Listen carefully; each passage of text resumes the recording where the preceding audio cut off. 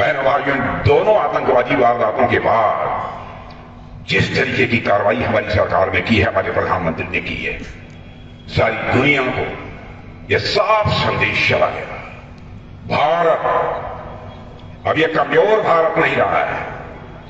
भारत के अंदर वह ताकत अब पैदा हो चुकी है जो नापाक हरकत करेगा उसे सीमा के पार भी मार सकता है, जरूरत पड़ी तो सीमा के पार भी जाकर मार सकता है। यह ताकत भारत के अंदर पैदा हुई।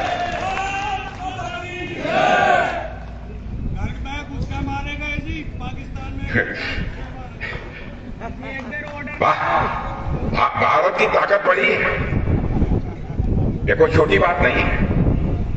उत्तर प्रदेश में यहां तक विकास का प्रश्न है, देखिए बहुत सारे लोगों ने, डॉक्टर मंजू श्रीवास्तव ने भी काफी यहां के विकास कार्यों की चर्चा की है, इसलिए बहुत विस्तार में मुझे जाने की कोई जरूरत नहीं है।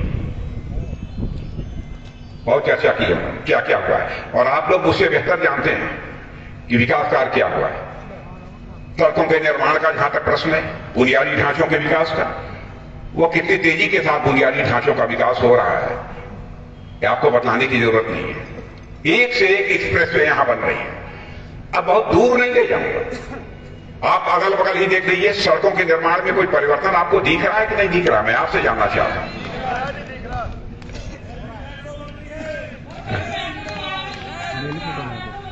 मेट्रो भी बन रही है।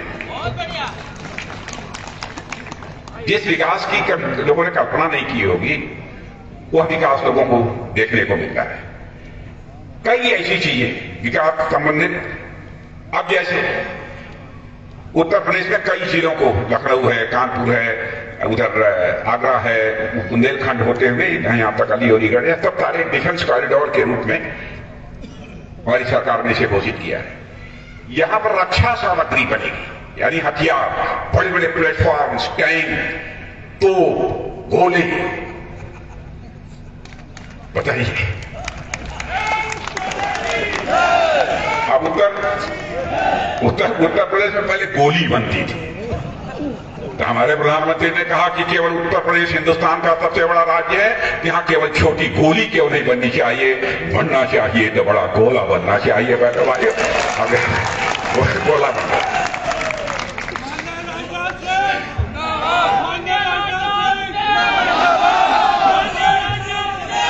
और मैं आपको जानकारी दे दूं, शायद अखबारों के माध्यम से आपको मिल गया होगा, क्योंकि देश का मैं रक्षा मंत्री हूं, तो मैंने कहा कि भाई केवल उधर ही अब सारा ये बम, बड़ी बड़ी सारी चीजें बनेगी, मिसाइल, सबसे तगड़ी एक मिसाइल होती है ब्रह्मोस। आपको आज खबर दे रहा हूं कि काम चल रहा है, लखनऊ के पास ही एक स्थान पर काम चल रहा है, जाकर कोई देख सकता है। बहनों भाइयों, अब ब्रह्मोस मिसाइल उत्तर प्रदेश की धरती पर बनने जा रही है। ब्रह्मोस मिसाइल सीधे 400 किलोमीटर, 600 किलोमीटर, 800 किलोमीटर तक मार करने की क्षमता उस ब्रह्मोस मिसाइल में होगी। आपको बधाई। क्या कभी सोचा था कि औद्योगिक विकास नहीं है, क्योंकि जब तक छोटे, मझोले, बड़े उद्योग स्थापित नहीं होंगे, तब तक बेरोजगारी की समस्या का भी समाधान नहीं हो सकता। कोई भी सरकार हो, सभी बेरोजगारों को रोजगार नहीं दे सकती है, लेकिन रोजगार के अवसर सृजित करना, यह जो शासन की जिम्मेदारी होती है। और मैं कह सकता हूं कि योगी जी ने काफी हद तक रोजगार के नए अवसर सृजित करने में उन्होंने कामयाबी हासिल की है। इस सच्चाई को हमें स्वीकार करना पड़ेगा। और कोरोना का संकट था, कोरोना के संकट के दौरान भी सचमुच जिस तरीके से यहां के मुख्यमंत्री जी ने काम किया है, वो प्रशंसनीय है। और हमारे प्रधानमंत्री, आपको यहां तक खुशी होगी कि अब अमेरिका, फ्रांस, ब्रिटेन, वहां कोरोना के क्या हालात हैं, आपकी तरफ का कोई भी विदेश में रहता होगा या देश विदेश की जानकारी होगी, अब वो बेकाबू हो गया है। लेकिन यहां पर कोरोना को काबू में रखने का काम यदि किसी सरकार ने किया है तो हमारी भारतीय जनता पार्टी की सरकार ने किया है, हमारे प्रधानमंत्री, हमारे मुख्यमंत्री।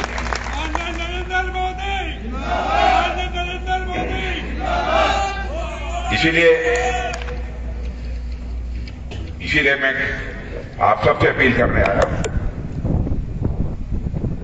भारत के लोकतंत्र को भी सशक्त करने में यदि कोई पार्टी प्रमुख भूमिका निभा सकती है तो बैटरी गई हमारी भारतीय जनता पार्टी निभा सकती है।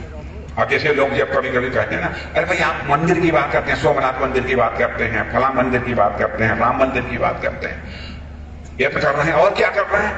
तो मैं कहता केवल यही मंदिर नहीं बना रहे हैं, पुरानी विरासत समाप्त होनी चाहिए।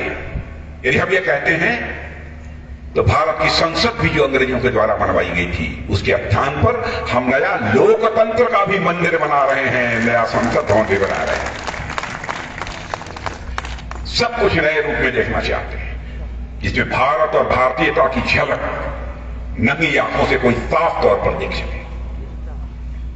एक ऐसे हम नए भारत का निर्माण करना चाहते हैं।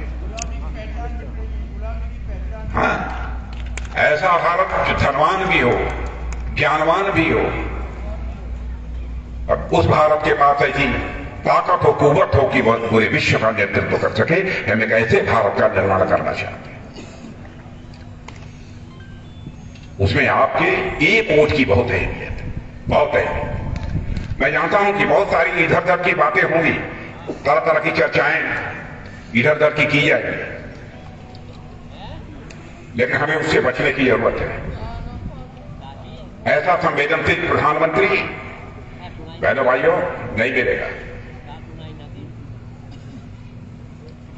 और मैं कहना चाहता हूं, संवेदनशीलता का उदाहरण देखना है।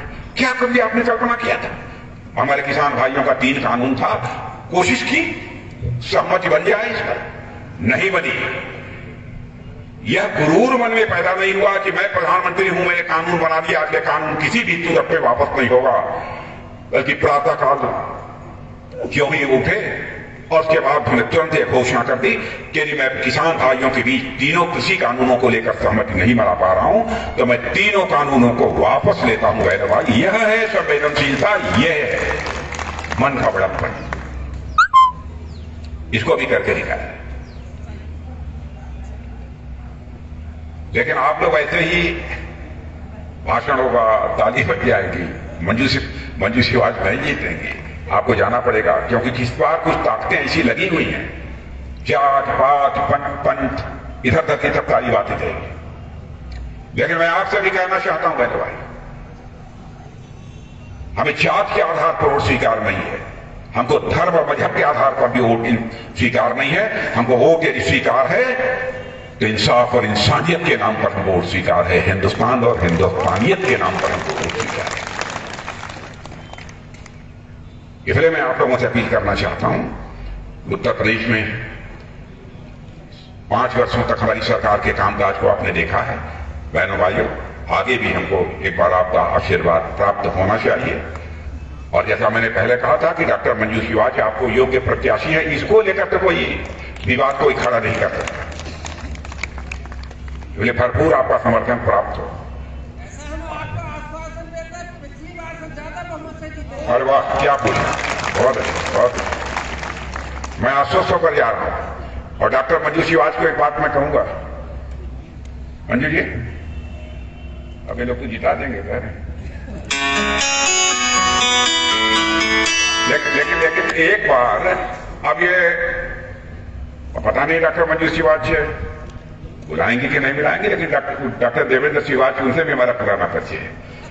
उनको मैं कहूंगा जरूर मुझे एक बार पकड़ के लाइएगा और इस मां भवानी खीर मंदिर का फिर से दर्शन एक बार मुझे करा दीजिए।